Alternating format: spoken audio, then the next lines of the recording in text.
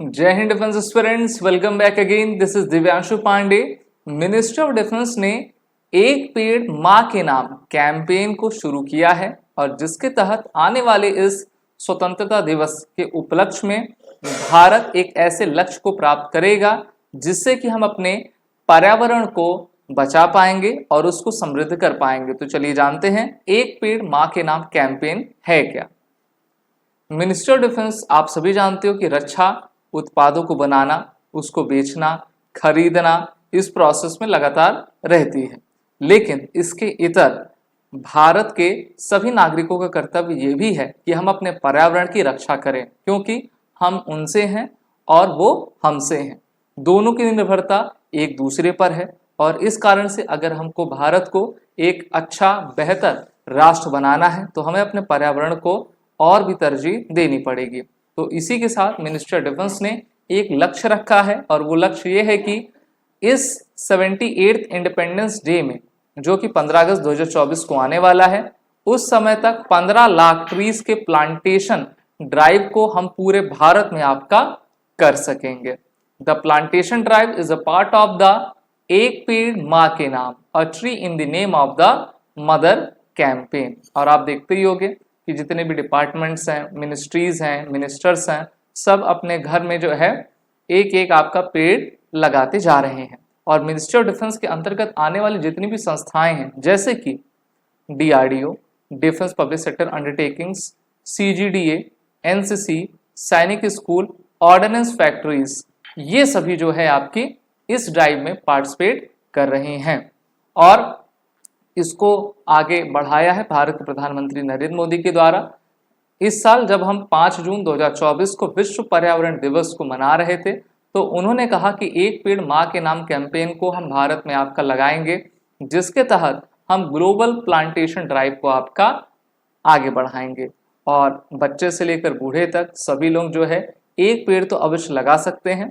So the all India tree plantation campaign of the ministry of home affairs touched the 4 crore mark ना, और ये 4 crore mark इन्होंने 2023 में achieve किया था और इन्होंने ये लक्ष्य रखा है कि 15 अगस्त तक हम 1 करोड़ और आपका कर लेंगे। तो सभी मिनिस्ट्रीज अपने तरफ से इन्होंने लक्ष्य रखा हुआ है। मिनिस्ट्री ऑफ डिफेंस के द्वारा 15 लाख पौधों का आपका लक्ष्य रखा गया है। सभी स्टेट की जो गवर्नमेंट्स है वो भी लगातार जो है इसको आपका बढ़ावा देती जा रही हैं।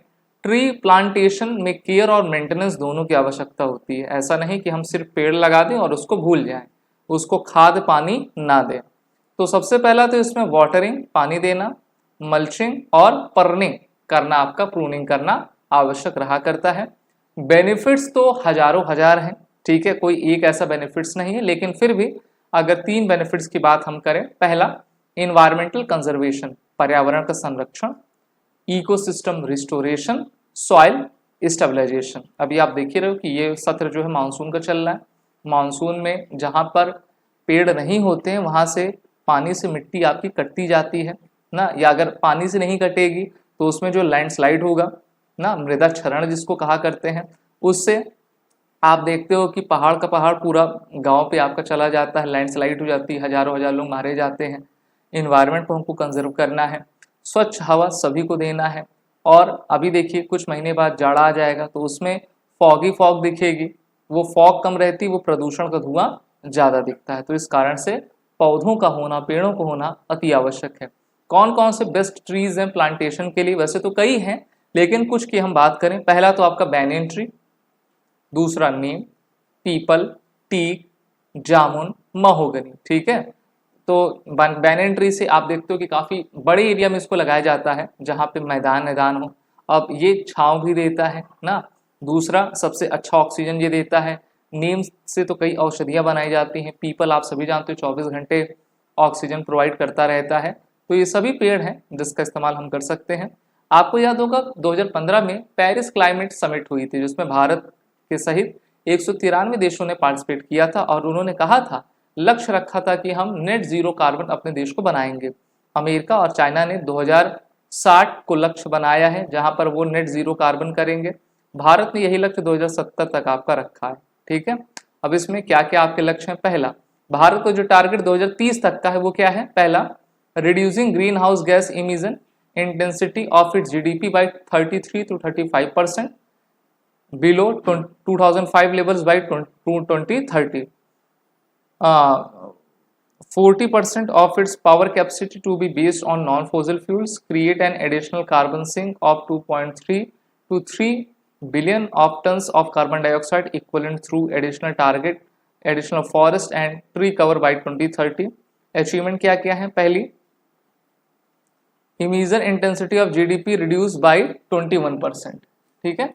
इसी के साथ जो 35% of power capacity based on non-fossil fuels achieved by March 2018. Emission avoided by forest cover fall by more than half between 2010 to 14. Those by tree cover double in the same period. तो भारत ने काफ़ी achievement की है, उसको हमको आगे बढ़ाना है, 2030 तक के लक्ष्य को पूरा करना है और 2070 के पहले तक हमको नेट जीरो कार्बन करना है। और आप सभी अपने घर में एक पेड़ माँ के नाम का कैंपेन जरूर आगे बढ़ाइए। वीडियो अच्छी लगी तो लाइक शेयर जरूर करें। These are the courses running with SSB crack exam.